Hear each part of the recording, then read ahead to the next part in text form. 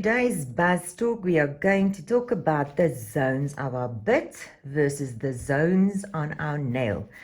So on my bit, you can think I'm dividing my bit basically in three. So zone 1 will be on the edge, zone 2 will be in the middle, and zone 3 will be the closest to my handpiece.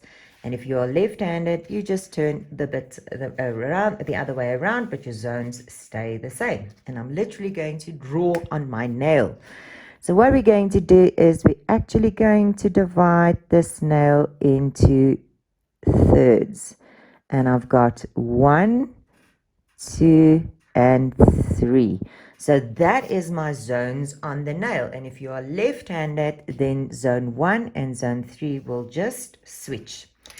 Now, when you file with your electric file, it is very important that you stay in the zone that you are working in. So, zone 1 on your bit must touch zone 1 on your nail. So I'm going to use the outside of my bit.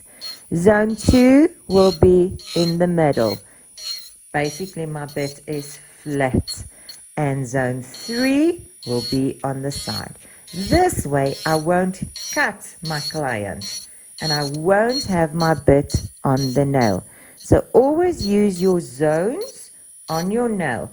And if you have to draw on your nail, to make sure that you are filing in the correct areas, 1, 2, 3, then you do that.